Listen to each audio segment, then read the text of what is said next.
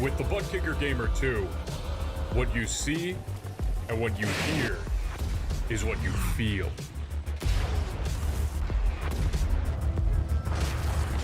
ButtKicker, the future is feeling.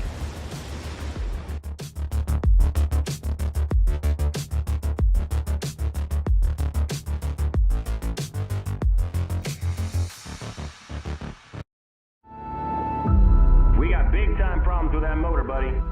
Hey, just between you and me, the idea is to avoid the other cars. Congratulations! You just set the sport back 30 years with that move. That move will put you in the Hall of Shame. You keep doing stuff like that and we're gonna lose our sponsor. Looks like that's it for us today. Now I know why you got canned by your old team. It's over. We can't fix that damage.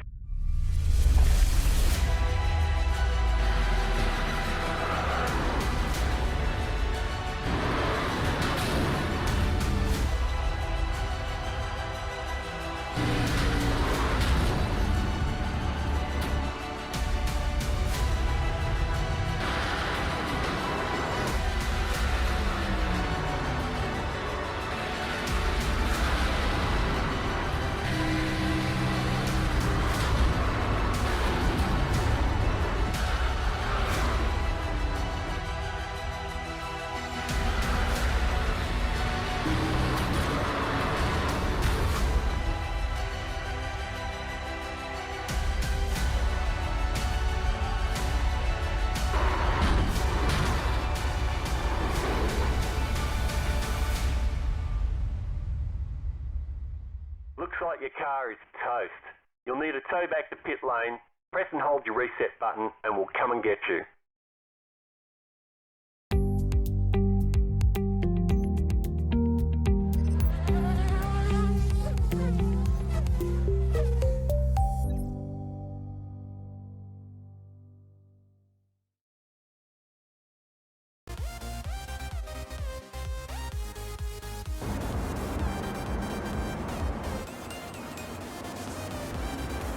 Welcome, race fans, here to Area 51 Wednesday Night Racing League, as we are going to get ready to take on Milwaukee Mile one more time, but this time we are going to put the sprint cars on action on this track.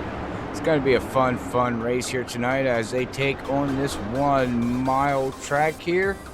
It's actually 84 degrees with see here, track temperature at 68 degrees and partly cloudy with 2-mile-per-hour winds, and I believe this is going to be one for the likings and one for the bookings, and just let's get ready for this crazy race because I believe it's going to get nuts. But I got my good colleague up here tonight, Brian Johnson, as Zach Hall is off for tonight. But how you doing, Brian? Hello everyone, doing pretty good. I'm pretty excited about this. Yeah, I am too. I'm excited to see. I don't know. I really don't even know what I'm excited for, just for racing and seeing how these cars are gonna handle. Well, that's the funny thing, is that they don't handle. These things are pure evil. You know, if you could take everything bad about mankind and put it into a race car, handling wise, this is what you would get. This thing never wants to go straight, doesn't want to do what you tell it to do. It's I mean, it is a handful and a half. Okay. The self-control these drivers are gonna have to have on throttle is ridiculous. You can barely move that thing. And then you want to talk about counter steering in the corner. This one's it. If you want to practice the counter steering, being loose, trying to hold on to it, this is the car. Okay, well, with that being said, what's the recommendation tracks for a vehicle like this then? Well, these things typically don't run anything bigger than a mile. I was looking through the setups that iRacing has for it. So on iRacing, seems like everything needs to be about a mile and under. That kind of sticks to what it is in real life as well. You know, if you look at Jeff Gordon, this is how his asphalt career started. Blossom was driving these things back late 80s, early 90s, and you look at all the footage of him driving these things around. They're pretty small tracks. You got that like that smaller oval up at Indy. I think that one's only half a mile, quarter mile, I forget. But so not gigantic tracks. This is about the biggest that you see on this Milwaukee mod. Okay. I would imagine Yeah. they'd probably be better on a half mile, 3/4 mile, like a USA, things like that. Yeah, I mean, I think just the way the car is and how it's designed to drive off of the right rear, it would be a handful. And again, this was just me driving it for about 30 minutes to an hour total. Because I have no experience driving this much whatsoever.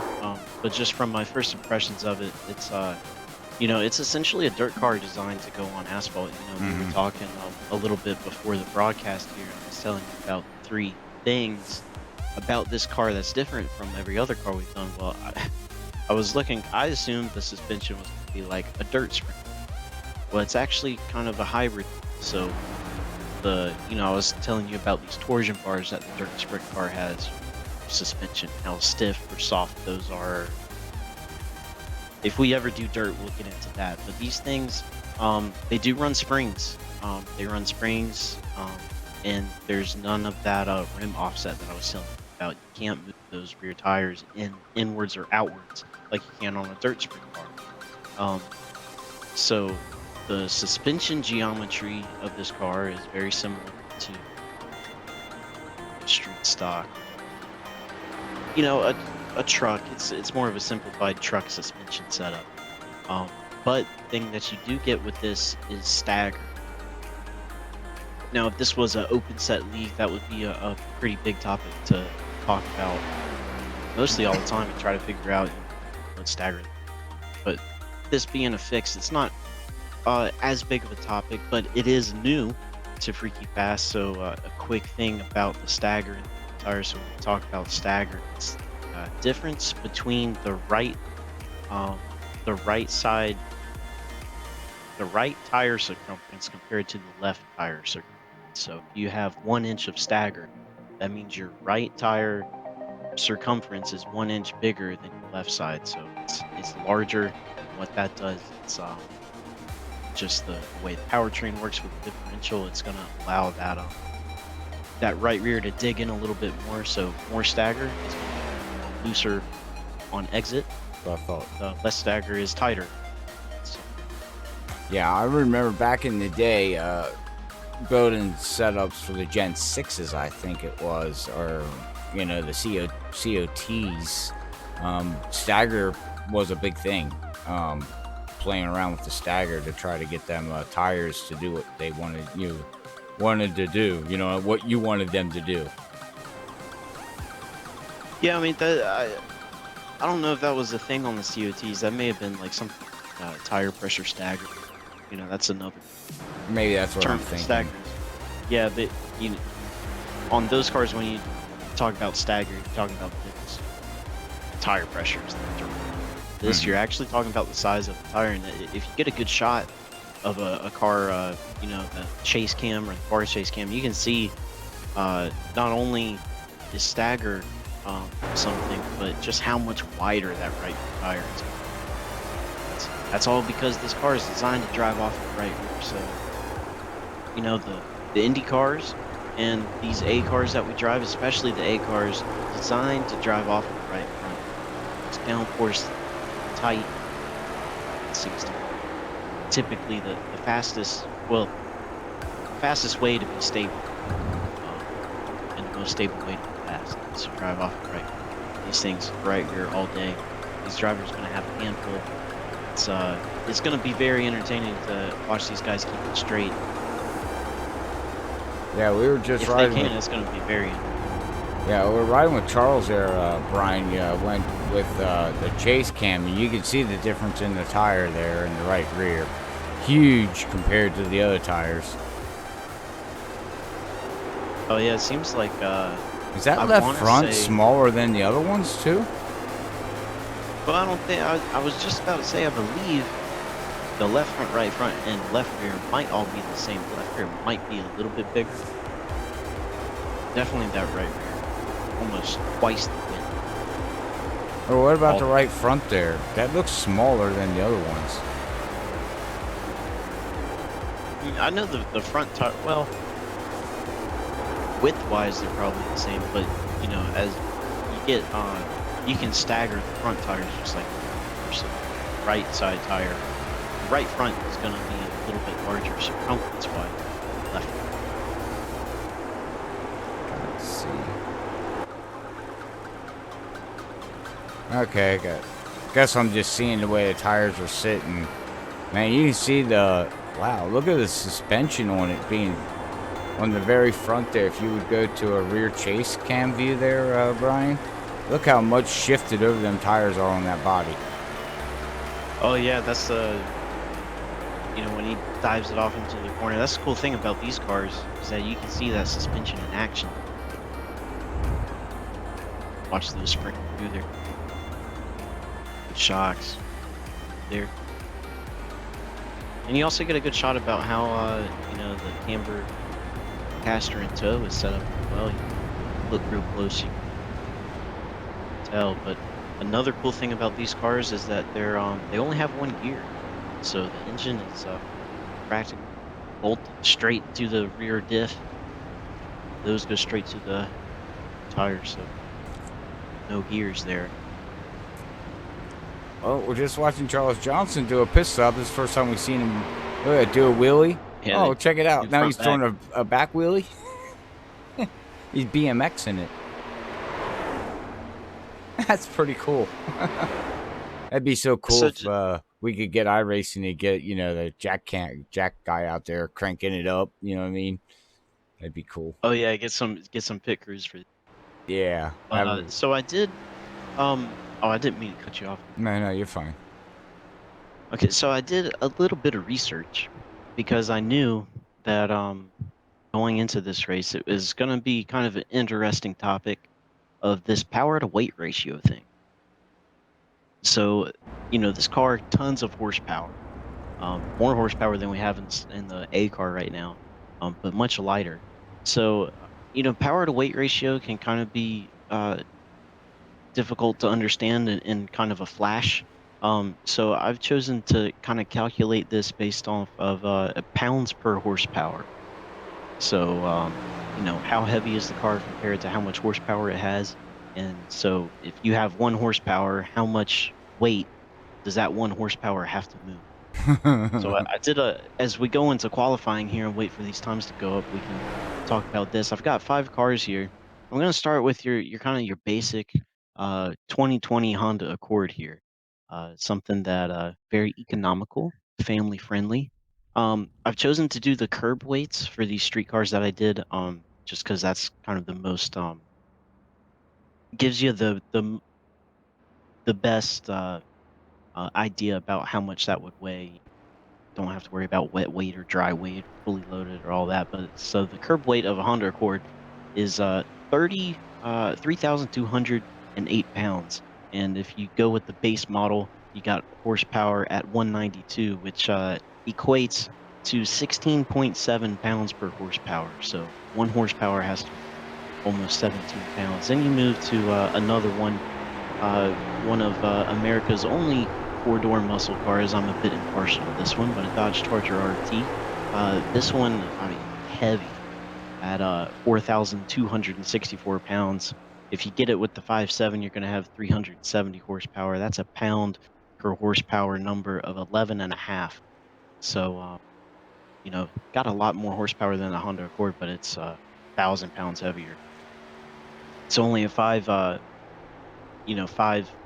improvement there. Then we move on to our A car, the stock car. It weighs 3,300 pounds, got a horsepower of 750. That's going to be a pound per horsepower, 4.4. 4.4 pounds that 1 horsepower has to, which is, I mean, that's incredible, less than 5 pounds.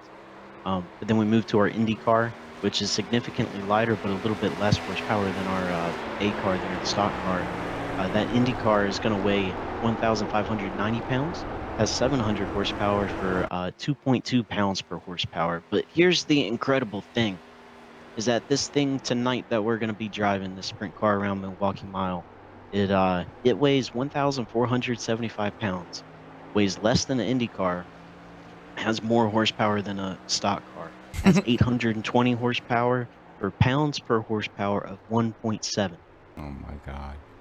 So 1 horsepower under that hood only has, for the lack thereof, a hood, only has to be 1.7 pounds. That's almost 1-to-1 there. Wow. So that's why these things are so incredibly out of control, because there's no way to keep this thing stuck to the ground, stuck to that asphalt. It's I mean, it feels like you're on ice. Feels like you're driving a boat. I don't know the best way to put it, but it's these things are out of control.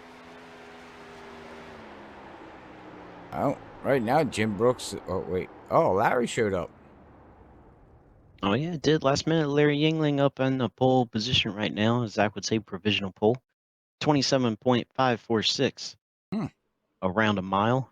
Jim Brooks there, 27.739. So almost a 2/10 difference there. But again, I think it's going to be incredibly hard to be consistent tonight, to be able to put consistent lap times down. You're going to see these lap times vary so much lap to lap, I think. Well, yeah. I mean, just the way these cars are. I mean, I was watching some of these guys, Brian, in practice, and when they wrecked, they just didn't wreck. I thought Indy cars went flipping. Yeah, right. We haven't seen nothing. Yeah, but that's the other thing too, is that, these things don't weigh anything. So the moment that weight wants to shift over to one of those tires, it just tips right over. Well, one of these guys might play spin the bottle later. I think it might be a safe bet to say that the majority of these guys might flip once tonight, at least. Right. Yeah. Wow. Because again, this car, unfortunately, not too popular in iRacing. So you don't see it a whole lot. It's starting to make a little bit of a comeback with the when that whole dirt oval thing came out, and you had the non-wing sprint cars on dirt come out. This one kind of made a little bit of. It's cool that these guys are giving it a shot here tonight. Yeah, well, it's their fun night too. It's not that these guys get out here and just try a different car, different tracks, have some fun, and get ready to just, I guess, more or less, I guess, stress relief. Now, I guess this night is here, and it's a stress relief for us too. We don't have to be so serious up here in the booth. Not like Thursday night where it's down to points and drivers, and they pack a 30 car field. You know what I mean? There's a difference here. So this is more like a laid back night. Enjoy the chat. Come out and chat with us. Let's have some fun and watch these sprint cars go around here at Milwaukee Mile. If you're interested in a league, make sure you check these guys out on Facebook and iRacing's league page at Area 51, and they will point you in the right direction and get you into the league to have some fun on their Tuesday night Indy cars. Wednesday night, as you can see here, it's a fun night as of right now, nothing too serious. Thursday night, they run their Gen 6. That is a very serious night of racing. And then they have a very serious night of racing on Sunday nights with their Super Speedway series. So.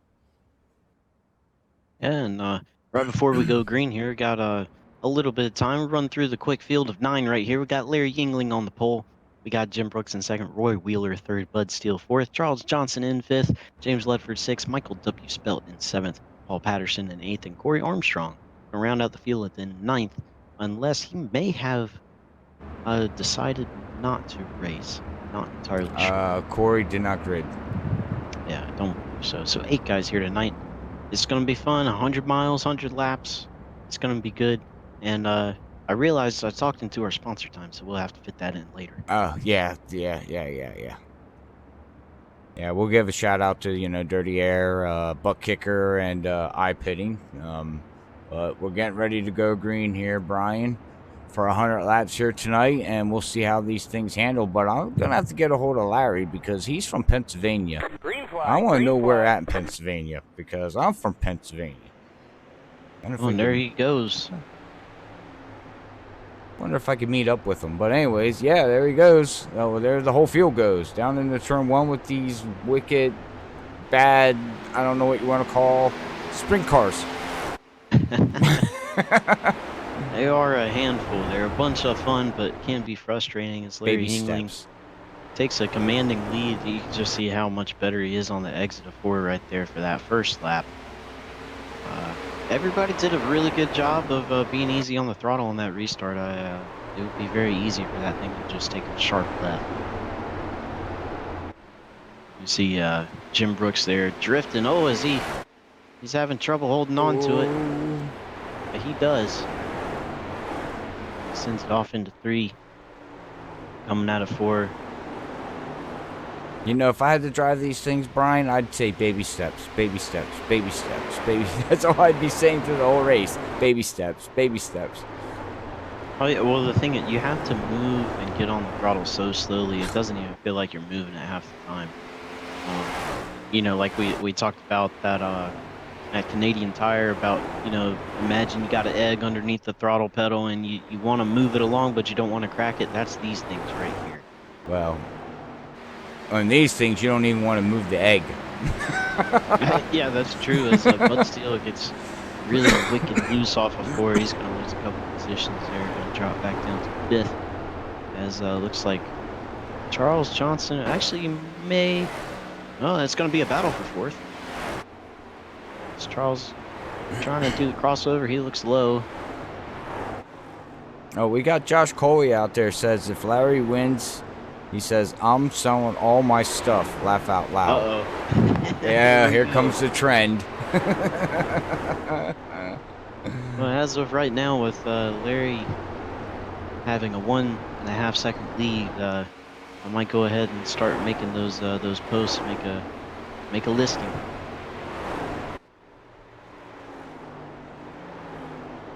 Oh, where did... Wow, he pulled way... Go back through the field. We got Michael Spells back here in the 88 in that neon green. I like that neon green color. Yeah, it looks good. You know, you got all the roll bars there painted green. Everything else in black is looking like the Grave Digger, but Yeah. sprint car version. Yeah. And we got James back here in the 48, running back here in what is it, 7th, and then we got Paul back here in 8th. So that is actually going to round out our field here tonight. 8 cars taking on Milwaukee Mile and these sprint cars there, Brian. And we're looking, I'm shocked. We're looking green. Yeah, these guys have managed. You know, that's one thing about an ill-handling car like this one is, and with it being such a handful, is that it's really tough to you know, to follow, to race close to somebody. So that's why we've got very spread out here. And of course, that does help with keeping it green too. As I thought I saw somebody spin out, but it was just a stack of tires. Stack of tires. Yeah, these things are roughly the same size as the stack of tires at the end of pit road. Oh, okay. What's on the side of all these cars? A gallon of milk? What is that on the side Where of you on the driver's side? Oh, no. Is that... What is that? Oh, I'm blind. That is part of the car, isn't it? Yellow flag is out. Oh, so we got a caution. Is that the fuel tank? What is that? Oh Lord, Jim Brooks took off to the sky.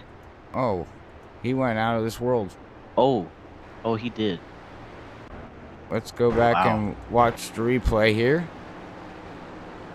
As oh yeah, hang on. Oh, hang on, buddy. Oh my goodness. Wow, man, these things wreck viciously. That they do. Yeah, the cool thing about him flipping like that is we got a shot of the undercar, and we got to see where the radiator's hiding. What is on the driver's side?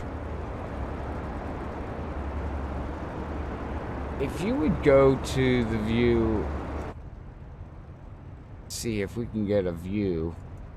Yeah, I see what you're talking about It there. I believe looks, yeah, what is that's that? part of the fuel tank. I thought so, but also at the same time, being so far out, it looks like a logo on the side of their car of a 1 gallon milk jug. It does. It kind of does that shape. But yeah, you can see that's part of the gas tank. The rest of it kind of sits right underneath the driver there. Oh, good. So I'm not going crazy. And then you can see the radiator. They've got it mounted on the front of the car, but kind of flat, so where it's facing the track, I seen that too. which is interesting.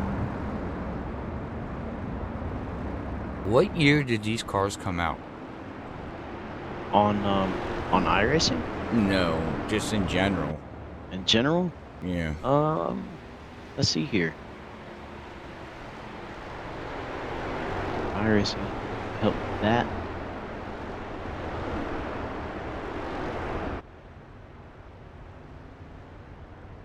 I'd have to imagine somewhere in the 60s. Okay. Of course, you know, we're all motorheads. I knew about the cars. I just never paid attention to the cars. Oddly to say. I don't know if that's, you know, a good thing or a bad thing. I just been so focused in NASCAR side of things. You know, the Xfinity, you know, Busch Series back in the day, Nextel, NASCAR, whatever they're calling it these days. Monster Cup cars. They're changing names all the time. So, I guess you could start out with USAC. Oh, National Sprint Car Championship was founded in 1956. okay. Wow. So of course that may be the dirt side of things, but Green flag, green flag. still, I mean, a sprint car is a sprint car. Right. Essentially, you know, few differences like the suspension we're talking about. Right. All right, well, we're back on the green here, bud, and looks like that Roy there, Wheeler, he hit the wall, but he's still going to hold on to second place as Bud Steele looks like he's bouncing off the wall back there. Very easy to do, you know, you're trying to catch these cars, trying to keep them straight, and then at some point, sometimes you run out of room. That wall kind of grabs you. Oh, check out the roll bar cam in these things. We're on the top of the helmet. Really, I hadn't checked that one yet. Yeah, either have I. I haven't checked out these Oh, cameras. the gyro cam, yeah. Yeah, we're on top. We definitely get a view of everything here. Ah, that's pretty cool. Hey, Yeah, Charles, you need to paint your helmet there, man. Yeah, this view really gives you a sense of just how crazy these things handle. You can see, like, watching Larry Yingling, he's doing a pretty good job of keeping straight on exit. Yeah, Charles, he needs to get a helmet painter. Yeah. At least Larry's got black and red. See him coming out of 40, you can just see how loose and how much of that right rear he's using to get off the corner. Let's go into the cockpit here, Brian, and see here with Larry. Oh yeah, check. Oh, got 2 gauges there. One for oil, one for water. Yeah, and that's just the temps there. Wow, Larry's got a good grip on these cars here tonight. He is, you know, that's the thing. He's wheeling it. Yeah, I mean, he's definitely a wheelman, and you know, that's something in the A cars, in those stock cars that you know, you don't necessarily have to be very successful in those, which some people like, some people don't like, but you know, again, this is one of those cars that I think if you spend a lot of time racing, that it would help you in so many other things. Because if you can drive this thing and be fast in this, I mean, anything else is so much more tame than this car. All right. That you would have a great handle. Answer the okay. Josh Coley out there said the fuel tank's in the tail. He said he thinks it's the oil tank for the dry swamp oil system. I remember watching those at Phoenix in the 90s. Get a few laps in them, and it spins the tires no matter what he does when he floors it. So okay, so that's what that is. That makes sense, because I knew on the dirt side of things they were in the back. I wasn't sure about these. The dry sump. That makes sense. Yes. Now, yes. Okay. Well, thanks for the input, bud. Much appreciated out there, teaching us some things.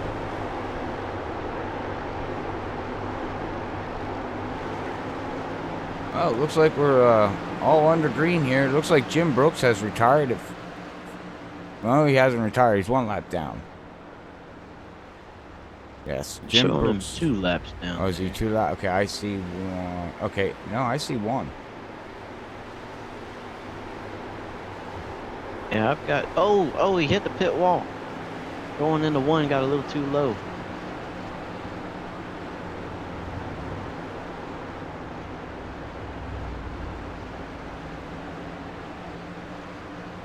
Yeah, I'm still showing him 2. I don't know. I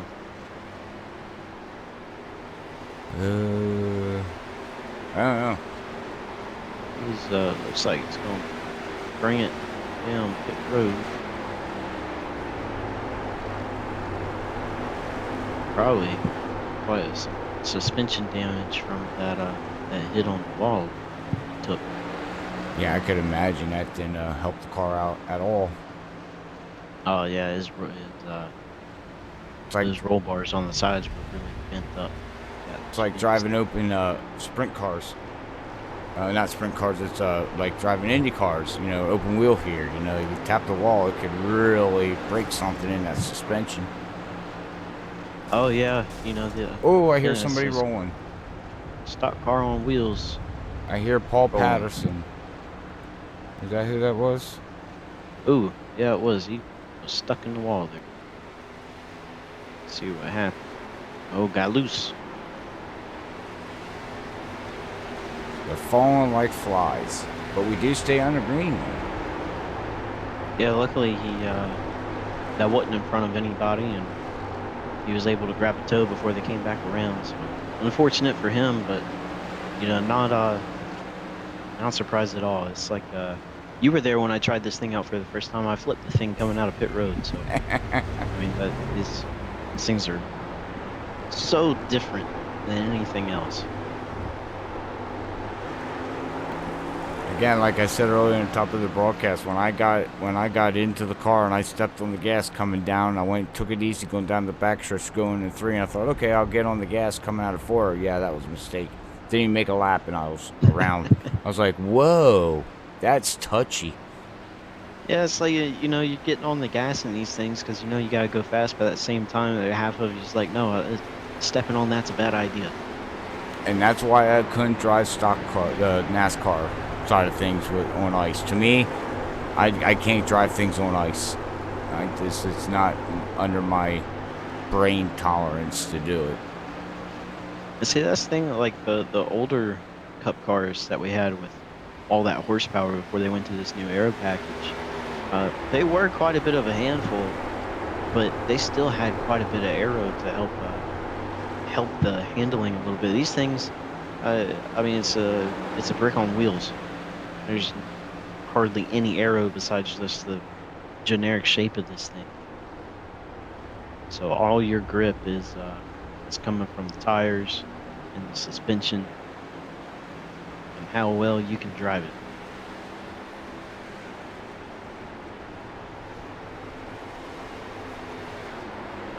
Larry Yingling, he's still out there up front. Got his 1.5 second lead back.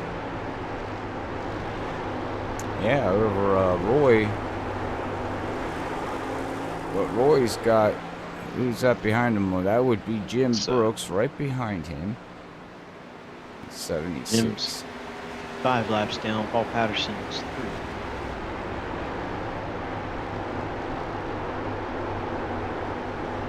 There goes Jim trying to take a pass there, and he does. Oh, I see what my plus is showing. He's +1 laps down from Paul. Oh, okay, that makes sense. That makes sense now to me. Yeah, I'm looking at it going, you're saying 5, and I'm still seeing +1 lap down. I'm like, wait, how do you know 5 laps down? But now I see what it's reading. Now I see what the system's reading. It's showing you the interval between 2 drivers you're looking at. Yes. Okay, I get it now. New system, where I'm learning how the data works. That's why we have Brian up here. You can let me know. As Zach's out at a concert right now. Yeah, hopefully he's having a good time. Hopefully he'll tune in at some point to say hi. Robert Richards on YouTube saying hi.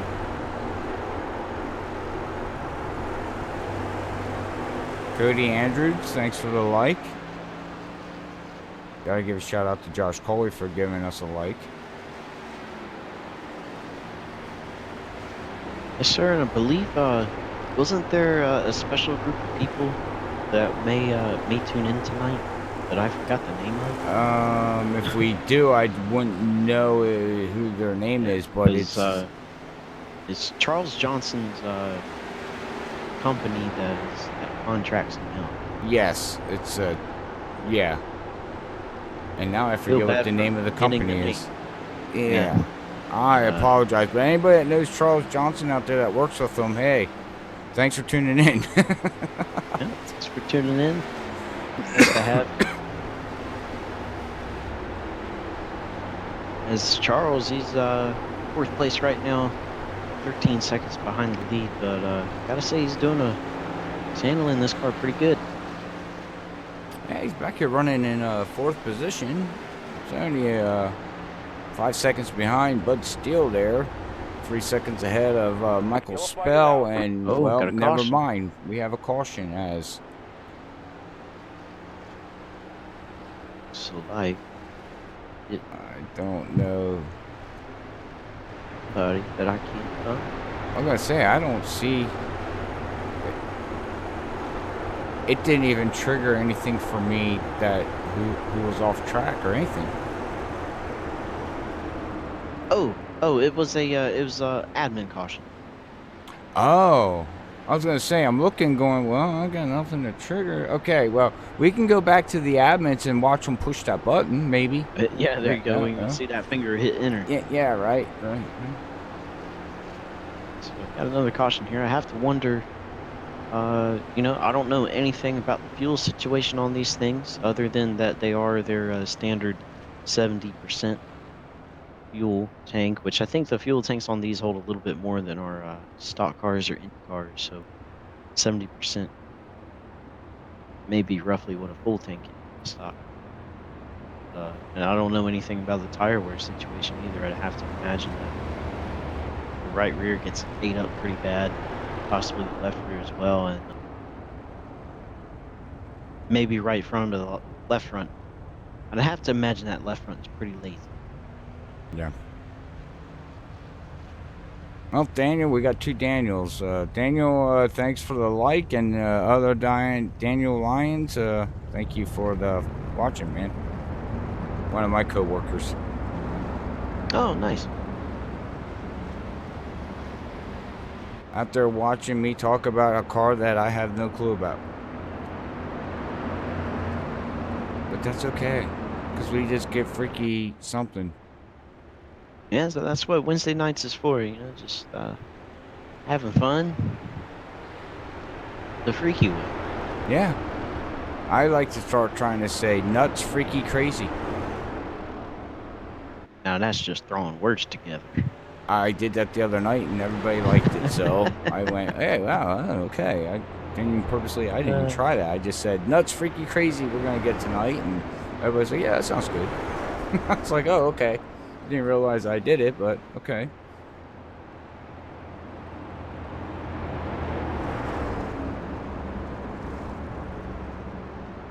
Oh, we got somebody getting wave around there. I'd imagine that is Paul.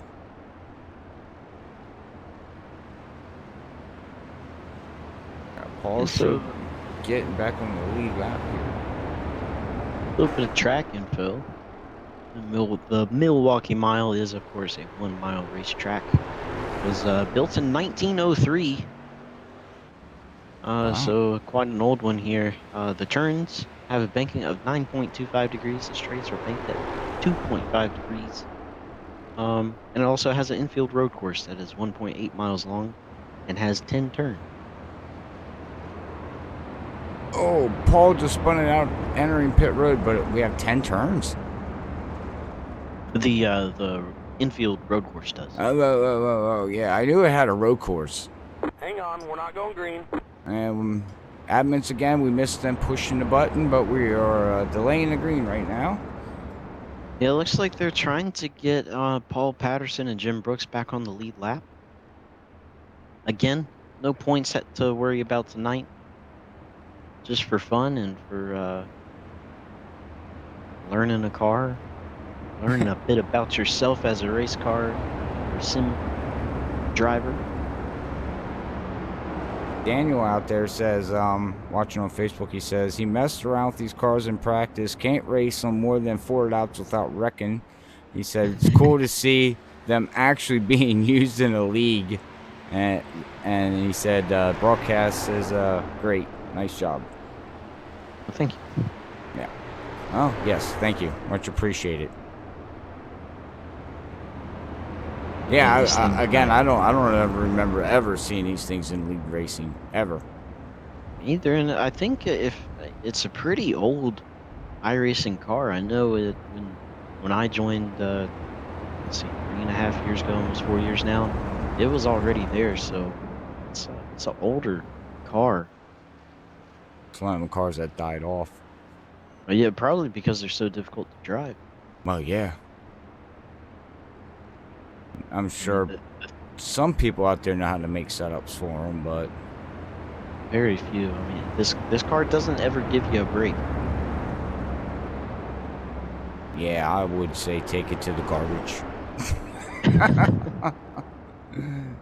That's just my opinion. If by garbage you mean victory lane, one of these drivers wants to go there. Green, green, Yeah, green. well, we're Race car back on the dips off. green. 40 laps. They start lap Larry. 40. Larry's out of here. Got a really good restart there. That's what I'm saying. He's this guy. He's got the handle of these things. Is there anything he can't drive? He's like you. Is there anything you can't drive? Oh, Well, and Zach, anything he can't drive? Well, I don't know. can't drive Last down night, pit road. he can drive down pit road. a- He just doesn't know how I to make the shouldn't pit say that. stops. He's not here to defend himself. I shouldn't say Well, that's okay. It's We can funny. say that because he can go down pit road. He just don't know how to stop the car on pit lane. I mean, pit his pit stop. But I guess there is a car out there you really can't drive right now, Brian. Is this because you tried it last night and all I kept hearing was, "Oh my God!" that. I managed to go about 5 or 6 laps without spinning or spinning out one time. So That's what Daniel said. He said about 4 laps and then he wrecked. need a little bit more time. That was only with about 30 minutes messing around. That's what I'm saying. I'm sure if you put more time into it, you'd probably get it. You know what I mean? Oh, that's how anything is, and I think definitely Larry's put a lot of time into this, or unless this is just right up his alley. Yeah, Daniel said it's pretty much steering with the gas pedal. Yeah, and that's not my type of driving. I don't steer with my gas pedal. I use my steering wheel to steer, not my gas pedal. That's See, to me don't that's work what you that do way. out on the road in the street. You use the Well, steering. On a Like- racetrack, you gotta use the throttle. No. Sorry, I'm old school apparently then. That's-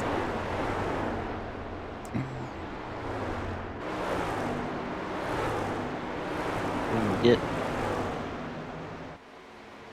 It's like closest interval right now is going to be between Michael W. Spell and Charles Johnson. Is that James Ledford hot on his tail? Yes, these three guys right on top of each other.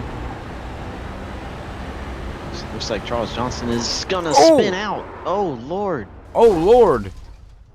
I thought he was Yellow flag is out. fixing to let Michael W. Spell by, but that was just a very, very lazy, loose spin that he tried to catch. Yeah, we're riding with him right now because Daniel said go on board with one of the guys, so I went on board with Michael Spell, and then this is what we seen. Charles Johnson flipping around and Michael Spell getting stuck on the pit wall. It was good timing. Right? I just clicked on their name, too. Jeez. Yikes, that was vicious. These things don't know how to wreck nice. That's the thing. Sprint cars, whether it's on the asphalt side or the dirt side, is the most dangerous thing to wreck. What's the max speed can these things get up to? Well, it depends on your gear, of course. Alright.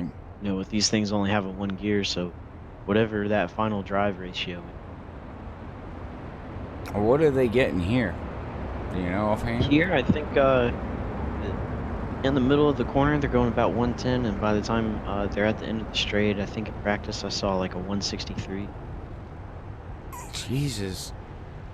Yeah, but you could gear these things even lower. Probably hit 180, 190. That's insane. That's Of course, not at this track. It would have to be at a track that they typically don't go to. Yeah, well, 190 and these little things? I don't think so. That's just called suicide mission. So, the funny thing is these things also, they go, at least iRacing has a setup for Bristol. These things, which is, oh, I imagine- bet that would be neat. yeah, with all that banking, probably wouldn't help you. No, but I'm sure that'd be. I know I've seen pictures and them running around at Richmond in these. So, and that's a Yeah, to go to 3/4 Richmond. mile. So I wouldn't see why they couldn't do Bristol at a half mile, even though it's more banking, of course. But I would imagine these things would be extremely fun. I would imagine that would be probably fun. You know what? After the broadcast, I might have to take one of these out to Go and Bristol. try it? Yeah, just hop in the car and go and see what happens. They also have a Dover set for this, which, Ugh. yeah, the exit, that has to be the hardest thing to try to keep straight. These cars at Dover on the exit corner. Yeah, well, especially coming out of 1 and 2, it's got that little hump. Yeah. And then coming out of 4, it's got that dip. You know, so We were testing for Road to Pro in the truck the other night. We were at Dover. Yeah, the truck is a handful there. Can be. when's that start? Next week? No, about another month, I think. Oh, is it a month away yet? Yeah, I didn't look at the probably schedule. March. But of course, first race is Daytona, so not. I'm Oh. gonna do a little bit of testing for that, but it's just essentially get that thing trimmed out as much as you can. Hope you don't get taken out. More or less. Well, you might be racing this year with Larry. You know, he's going Road to Pro too, so you might be able to, you know, run around with him. Yeah, you know, that's one thing looking forward to this year is more people doing it, which is going to make it harder, but, you know, especially with all the people I've met Hang on, within the we're not past going year, green. hopefully most of those guys out there will be friends. Mm-hmm. Or at least acquaintances of some sort. So That or you broadcasted uh, them. Yeah, we can all get through it together, and because it's grueling. Well, I mean, it gives you what you put in. So. Right. Well, and that's anything in life. Exactly. You know, people complain. Oh, I don't, I'm jealous because these people won the lottery. Well, did you play the lottery? No. Well, then don't expect to win. Well, yeah, that's the thing. You know, Yeah, that I is one mean, of the easiest ways to have a successful life, easy life. But still, you did have to try at least a little at that. yeah. I mean, You had to go out and buy a ticket. yeah. Well, and that's it. You hear these people complain all the time. Oh, I'll never win the lottery. Well, did you play? No. Well, then of course you're never gonna win. You got to play to win, or try to win. I mean, yeah, maybe Better, you won't. better But to play to win rather than pay to. exactly, exactly. Hey, so did you get any snow yet? EA. I don't think so. I don't No. think that's coming for me until Tomorrow. tomorrow afternoon, Green 2 flag, p.m. green flag. Oh, okay. Well, green flag's out. Well, be careful when you drive home from work then, man. Hopefully they're gonna close early. Oh, there you go. There you go. What are they 'Cause, calling for? How much? 1 to 3 inches, Oh, okay. which Well, around here is might as it's well like be a 6 foot. feet. Right. Yep. It's like a foot Because of snow. how these cars are driving right now. If I get on any icy roads in that Charger, it's gonna be like this. I would just stay home. Not worth wrecking my car. Or that, or leave work early. But we'll see what happens. But right Yeah. now, Larry is trying to end this race early. Oh, yeah. He's, We're already flying. past halfway right now here. Yeah, just past halfway. Guess we could want to do a little sponsor segment here. Sure, we can do a little bit of cranker up here, brought to you by ButtKicker. Make sure you go check out ButtKicker.com and use FreakyFast20 to get 20% off of your order of anything that they have on their website, and that would be with 2 E's and not EA. But all right, man. Well, let's cranker up here a little bit, and let's listen to these things roar around Milwaukee Mile.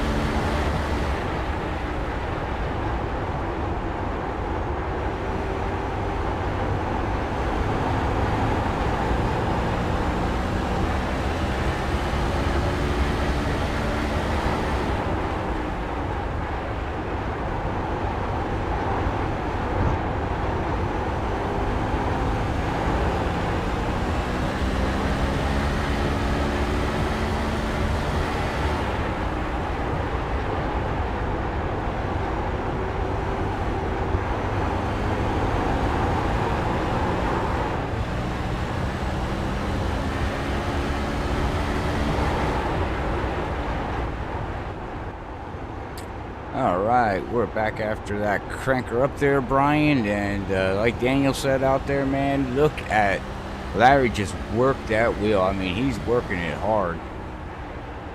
Yeah, it was right at the tail end of that cranker up section right there. He got pretty loose out of 4, but he did a great job of saving that thing. You can really hear the tires working. Oh yeah, it was like like I told you, I think before the broadcast started. I mean, that right rear is just scrubbing against the pavement, turns and straights. That thing is working hard. Yeah, he's got about a 1.7 second lead now over Roy. 3-second lead over Jim Brooks. That bounce back here got Brian. After rolling and yeah, he's back. Cause I'm not out of this yet, guys. He's got a pretty far gap though, but as Bud come back to Bud is about 6 seconds behind Larry and about 2.6 seconds behind Jim. Come back here to 5th place. We have James, so 7 seconds behind, and he's right behind, about a second behind Bud Steele. Then running in 6th position is gonna be Paul Patterson. He is almost 4 seconds behind James and 12 seconds behind Larry. And then unfortunately we got Charles Johnson that's shown he's 1 lap down, and Michael Spells is actually, is Michael Spell 1 lap down too? I think they're both 2 laps down. I don't know why yours is showing that. Mine's showing +1. And I'm looking at the laps that they're running. They just now crossed the start-finish line very soon here, and it's a... Yeah, Larry's on lap 63, and Charles Johnson's on lap 60. It's got to be 2 laps. Something is up with Yep. that new ticker.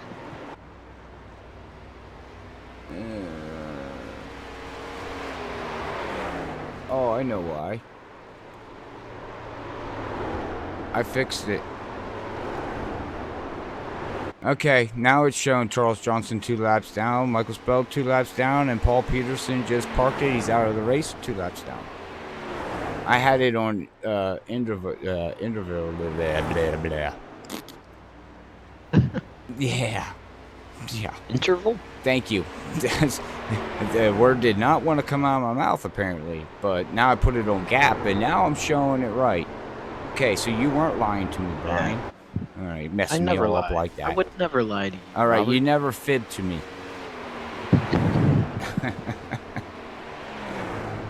Oh, Larry got all over the curb down there in 3 and 4 that lap. I have to wonder if that upsets the car any, or you can even tell. Or so out of whack to begin with. You run over a bump, a curb. What's the big deal? Well, Larry's making it look like it's no big deal. Oh, Larry's making this look so easy. You gotta give props to James running in 4th position. He's gained 2 positions here tonight so far. Yeah, start 6 up to 4th. And granted, only an 8-car field, but he is our biggest move.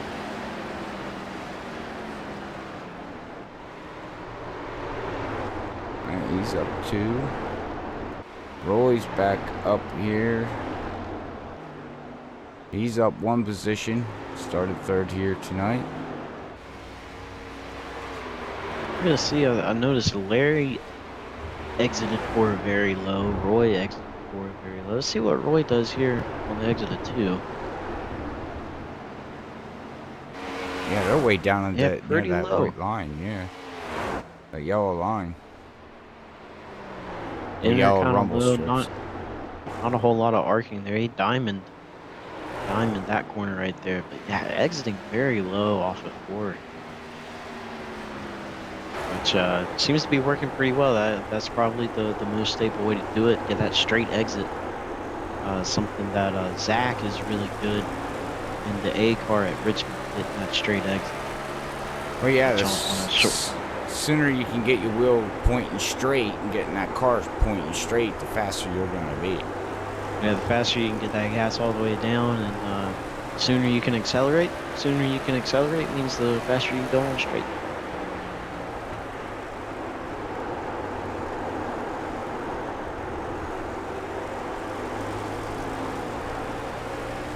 Josh, iRacing Sprint Car Cup Series is their page. Open setup, so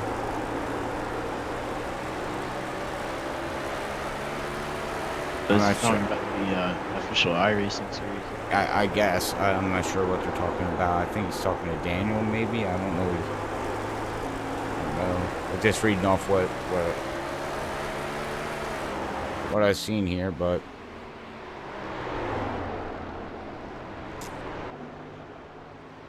looks like we are gonna. Looks like we got green racing going on here now. These guys all just mellowed out, taking their time. I think everybody realized, okay, I'm running in this position. I'm good to go. I'm not worrying Yeah, about right. anything. Yeah, other than just trying to keep a handle on that car, you know, I only drove it for 5 or 6 laps, so I have no idea how it does after good grief, we've gone almost 20 laps now. Charles Johnson, he's still struggling. Looks like he's trying to swat flies with the back end of his car. Look at this. I bet after the race, when we talk to these guys, top 3, they're going to be going, oh my God, not again. I guess it's the one and done.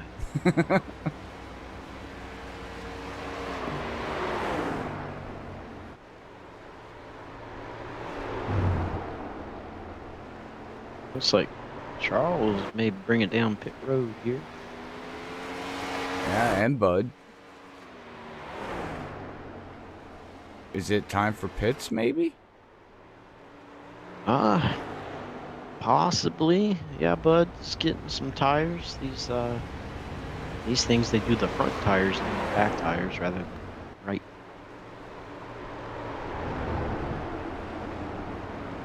Well, Larry's he's on 46 laps. We can actually bring up, let me see if I can find it.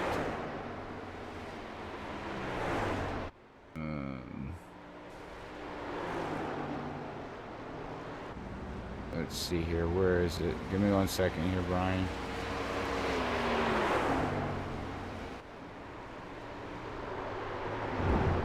I know, where is it? Oh, never mind. We'll find it later as Charles Johnson is going out of the world. Oh no. He went for Whoa. Tibble Tauber. I mean, he went for, watch this. Watch this. We're going to slow this down here. Okay, spins. Oh, back tire bounces him like a bungee and slings him into the air.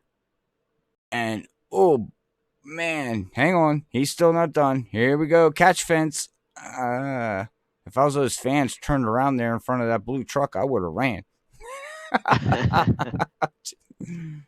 Wow. Yeah, that was similar to what happened to whoever did that earlier in the race. Oh, here's what I was looking for. Got that right front stuck in the wall, and it just sends you up and over.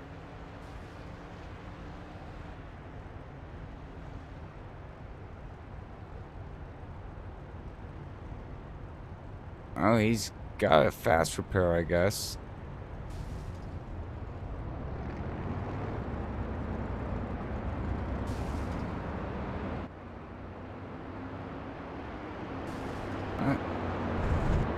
We are back live here, Brian, after we watched that crazy. Now everybody's coming down pit road. Might as well come down and get some, these Hoosier tires, aren't they? Oh, let me take a look real quick. I believe they are. Imagine they'd have to. Yeah, some Hoosiers. All right. Oh, we have a new leader. I Okay. think one person may have stayed out there. Is that Roy? Roy's coming out pit road. Oh, He beat. who is that? He had an 18.35 pit stop to Larry's 22.83. Oh, Yeah. Wow.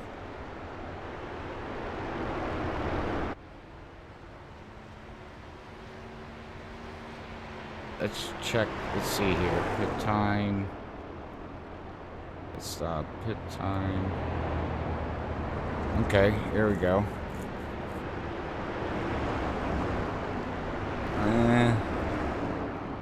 Pit lane time. We're at a 39.1 to Larry's 44.1.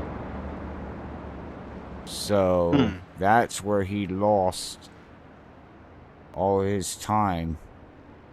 I wonder if maybe Larry had filled up his tank and Roy only took what he needed, if that was the time, or maybe if Larry slid through a little bit, or I don't know. Yeah, I don't know.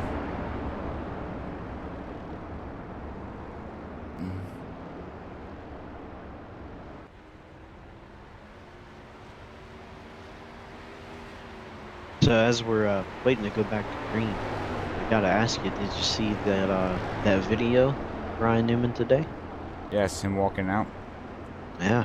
Yep, picture in the hospital with his two girls, and then walking out with his two girls, and praise the Lord. That's all I can less say than about 48 it. hours later. It's Yeah. it's a miracle, I think. Yeah, it's yeah. Hang on, we're not going green. And luckily, he's doing okay. Seems to have made a decent recovery so far. Of course, I did see where Roush has said that Ross Chastain will be in the 6 car this week. But now it's, that the big debates have started. So we'll see what it leads to. But hopefully that NASCAR R&D center in Charlotte can figure out some things. I was watching the news today, and they were saying that after that terrible wreck with Dale Earnhardt, when Earnhardt was killed, Ryan Newman was one of them guys that pushed NASCAR to do a lot of changes, a lot of different things, Yeah. and he also pushed them to do the update stuff on the tracks, of course, and apparently he's one of them testers that will literally take a car and wreck it for NASCAR to go back and analyze the cars. That's part of his job. I'm like, wow, give Yeah, that guy well, credit. he Jeez. has a mechanical engineering background. And of course, I'm sure everybody that's been paying attention to it knows that in 2009, Ryan Newman actually came to NASCAR and said, "Hey, I think we need to put a bar between the halo area of the roll cage and the rest of the body." And they call it the Newman bar. It's now mandated on every car, and that bar right there was right where he got hit. So could have saved his own life right there. But Yeah. amazing. Yeah. Green, green, green. All right, well, we are back green here with 81s in the books as they start lap 82 here.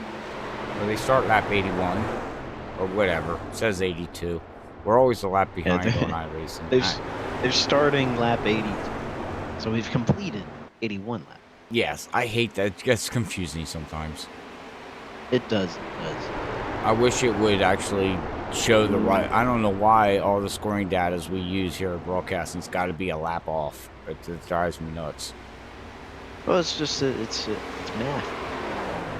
Well, it's that one pace lap that you do at the beginning of the race don't count, so it throws everything off. Oh, does it? Yeah, because they don't look at it that as a lap. Or they do look at it as a lap. I don't know, one of the two. I just know that it's that pace lap doesn't count or does count. So it's showing you completed that lap, but it's actually not completed because iRacing didn't throw the green. So you're actually 1 lap ahead. Like, I'm showing lap 84 on my scoring, but they're actually on lap 83. No, we're on lap 84. My scoring says 80. I'm watching Larry go around right now. He completed 83.75% of the lap. Yeah. Yeah, but my race laps say 85 now. Yeah, because we're on lap 85. But we haven't completed lap 85. See, and that's where the confusion gets. We've completed, we're on lap 85, but on the backstretch, you've completed 84 and a half laps. Right. It's still confusing to me sometimes. Why can't it just be like, okay, you're on this complete, yeah, whatever. On to the next. I know I sound. Just whatever you think, just add Echo. one. Echo. I don't know. Josh said, I'm laugh in a out cave. loud, I hear an echo, or I was the echo. Oh, did he have it playing in 2 places at once? Probably. Yeah, turn off one of your browsers. Or one of your tabs. He's got it on his phone, on his TV, on his computer. Got it in Mozilla and Google Chrome. Oh my goodness. That explains our 6 viewers.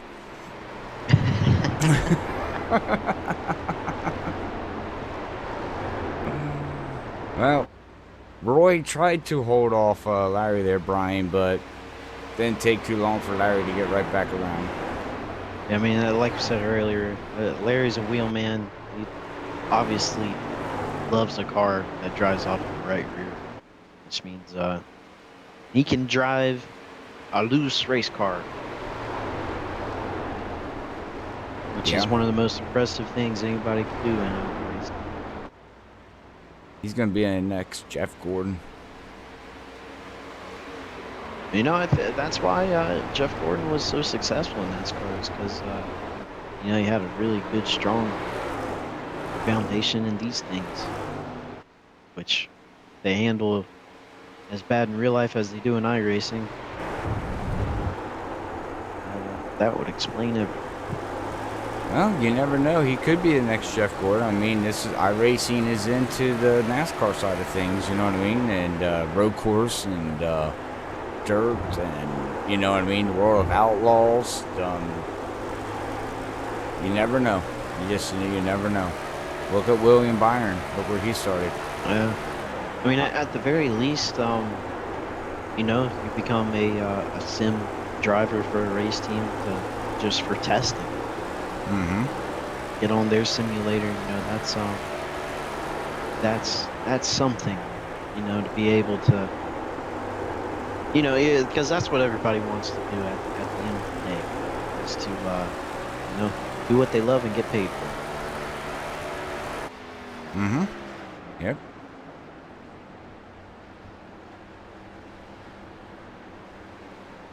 Oh.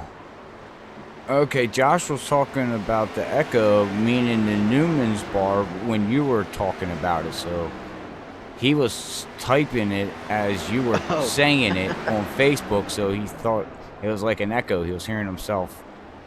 Okay, I get it. I got it. We get it. Yeah, and that's the crazy thing. Somebody pointed out that I saw where, you know, Newman has always been advocating for safety at super speedways. Well, you know, him and Tony Stewart too. I think about, you know, every time we go to a super speedway, and Tony Stewart would be like, "I'm tired of wrecking race cars. Tired, you know, just tired of doing this." And Ryan Newman with the safety. So. Well, and Ryan Newman at Talladega during the backstretch going into turn 3 went for a freaking ride at one time. Wasn't it? Yeah, This ain't the first time he's been on his roof. He's had some wild rides at these racetracks. Yeah. It seems super speedway seems Ryan Newman's always upside down. Like, it's like a tradition. I remember, it's like one year in 02 or 03. This is like 3 out of the 4 plate races. He had his car blown up. Yes. yeah, like I said, I'm a Ryan Newman fan. I didn't know much about the Newman bar. I should have known that stuff, but I did follow Ryan Newman, and you know, every super speedway race, I'd be like, well, it doesn't matter. I might as well root for somebody else because, and I was right. He'd wind up be flying through the air somewhere, or And landing on his hood. the other thing about Ryan Newman is that he brings up these safety issues, but he always has a solution. Mm-hmm. You know, because of his engineering background. Like, he sees a problem, he comes up with a solution, and he says, "Here's what I got. Take it or leave it." Yeah. Yeah. I follow Newman, and you know, and also with his wife with the dog, you know, and the farming and all the dog stuff that they do. The ranch, yeah. Yeah, I mean, it's they're doing a lot all the time. As Charles Johnson, oh my God, he's on the lead lap, man, but 8 seconds ahead of Larry, but he's hanging on for dear life. Oh, Seeing, we are down to the end here too. Yeah, we're getting down to the end. I was just about to bring that up as Roy Wheeler, only 7/10 behind. If he can string together a few good sets of corners here, he may be able to get to Larry. And once he gets there, I don't know what he's going to do. Well, yeah, we haven't seen nobody actually battle for a pass, so I don't know if it's a good thing or a bad thing. It's hard enough to drive these things. I can't even imagine trying to pass somebody. Right? On lap I have 98. seen it a little bit. It's down to 6:10. Oh, he lost all that exiting. Yeah, got really wicked loose attitude there. He started 7/10. Decent entry there. Let's see if he can get a good exit out of 4. No, he That's the problem with these cars is, you know, you're trying to push, trying to get that time down, but this car will punish you if you push it too hard. He's gaining in 1. He's Ooh, got he loose attitude lost. again. I think That's it. yeah. Yep. So now Larry just has to keep it calm, cool, and collected. Calm, clean, and calm, clean, clong. Yep, there you go. Yeah. And we have the white flag is out. Brought to you by nobody right now. And credit one bank? Huh? And credit one bank? I can't say that. I don't want to get in trouble. But it looks like Larry's going to dominate tonight's race, lead the most laps. Yeah. Yeah, he showed Dominant his way. performance by Larry right there. Wow, wow, wow, wow. Good job, Larry. Most definitely. Yeah, Larry's going to be your winner tonight. Closely followed by Roy Wheeler there. And Jim Brooks going to bring it home third for your podium here tonight at Milwaukee Mile.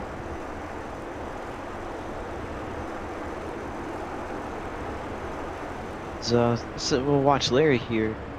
See if he's shown he can drive the car. Now let's see if he can do a burnout in it. Well, let's see. He's probably moving the brake bias all the way to the front. Or not. Nope. I think he just shut it off and said, well, that's the best I got, guys.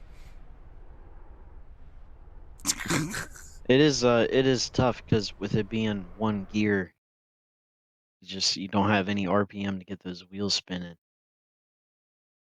Right, right. You try to pop a wheelie though. But all right. Well, hey, why don't we get everybody together here, and we'll be right back for our post-race interview here with these sprint cars here at Milwaukee Mile, everybody. But stay tuned, and let's hear what everybody had to say about these monsters of beast cars.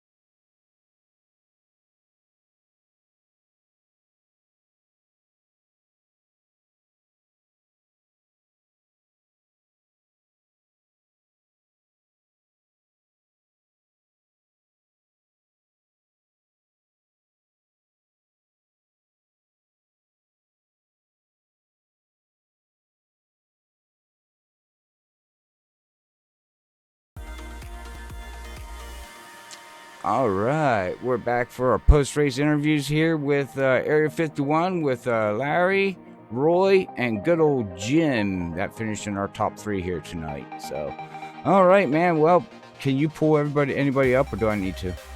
Yeah, no, I got them here. Okay. I can grab them, bring them on in, and I guess we'll start with third place here with Jim Brooks. All right. Hey, Jim, it's Brian in the booth. You got a copy? Yeah, I do, Brian.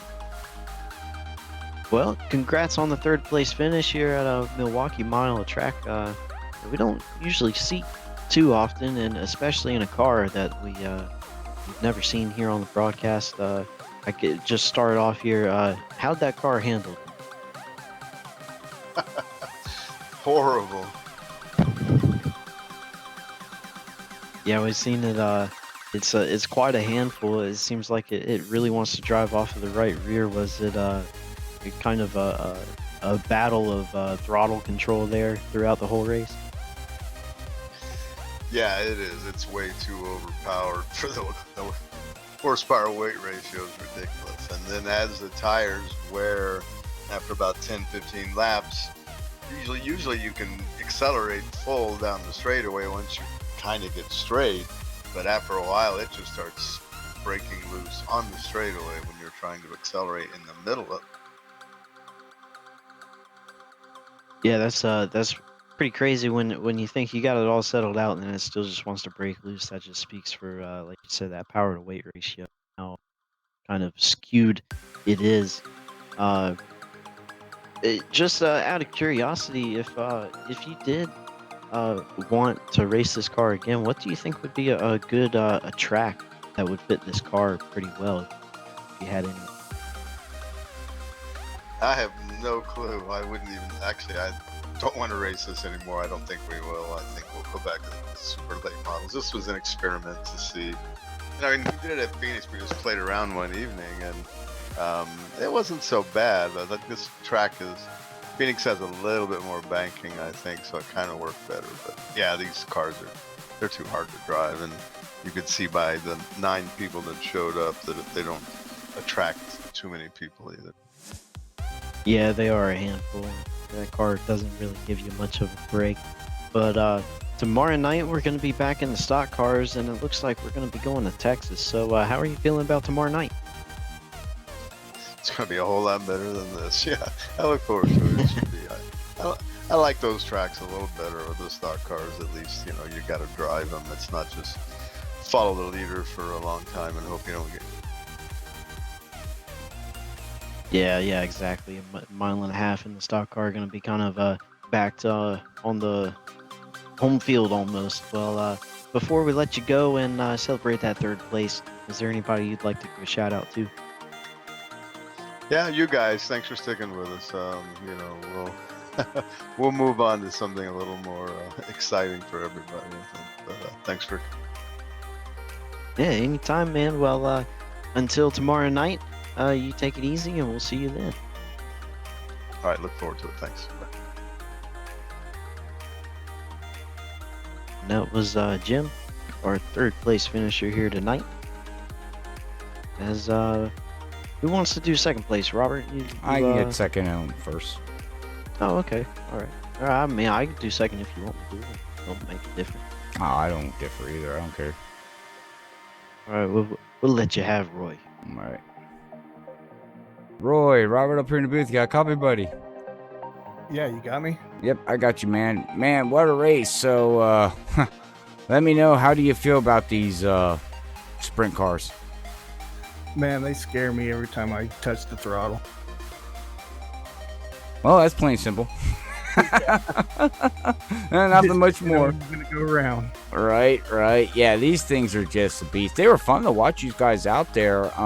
There towards the end of the race, man, it looks like you figured something out a little bit, and you started catching Larry. What was holding you back? The tires, or just being too scared to get back on the gas?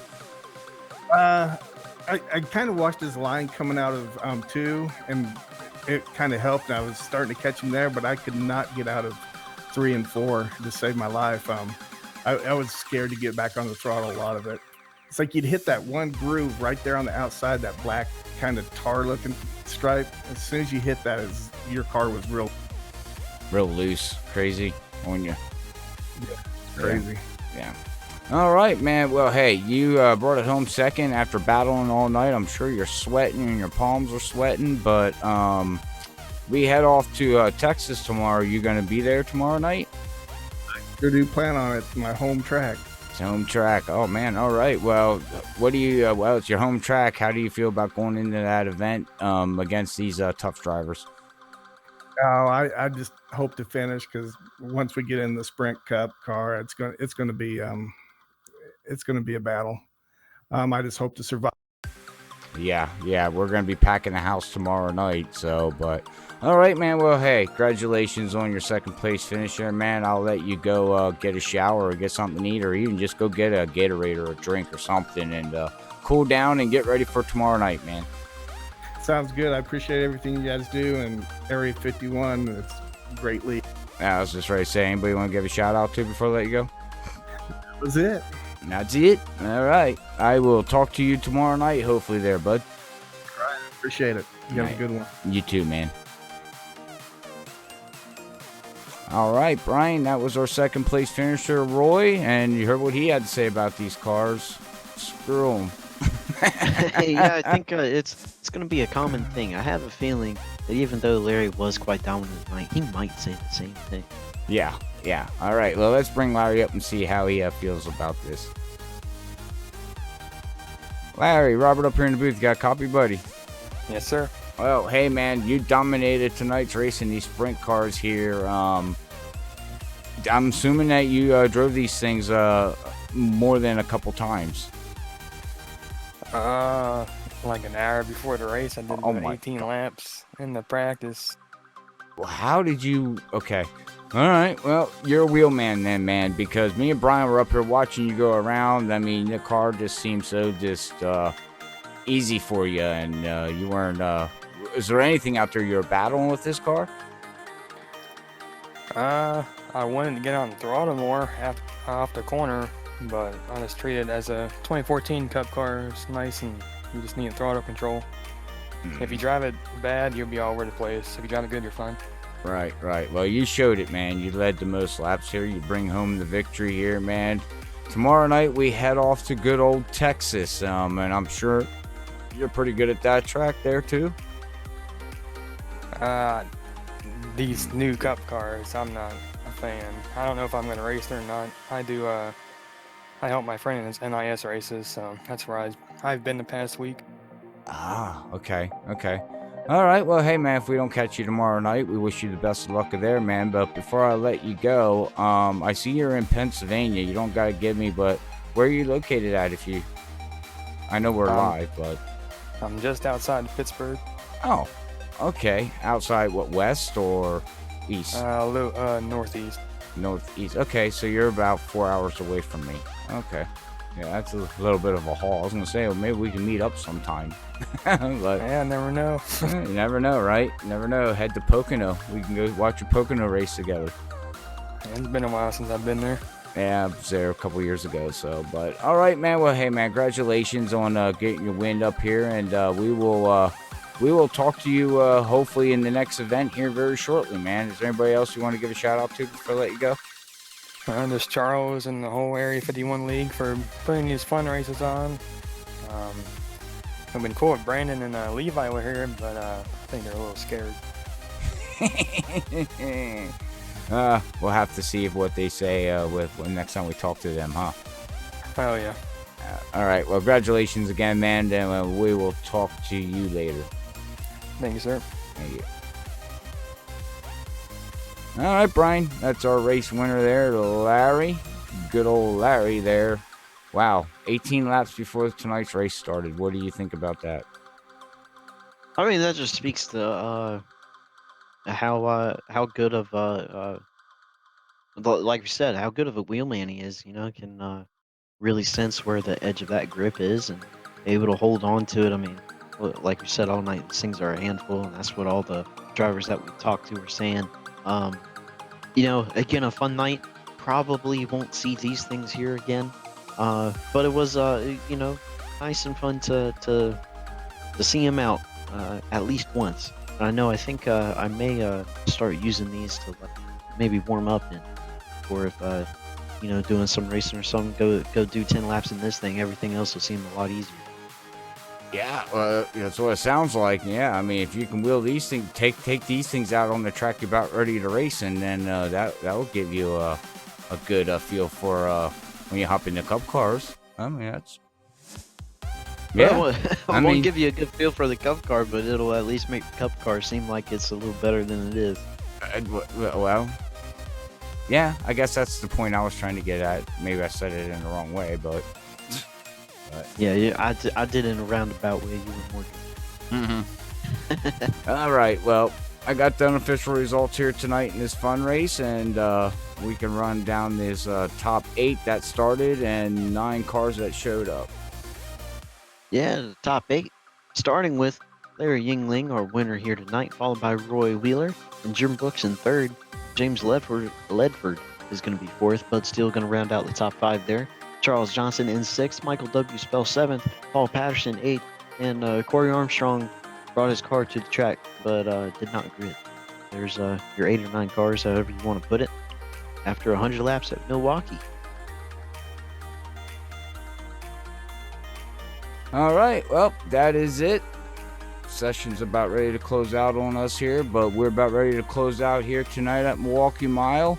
Brian, we get to pack up our stuff and head to Texas as they bring out the Monster Energy Cup cars, or Monster Cup cars, or NASCAR Cup cars, or whatever the heck they're freaking calling them things now. Monster is out of here now. They are just NASCAR Cup cars. I gotta remember that. I'm so used to trying to keep up with everything. It's NASCAR Cup Cars series or whatever.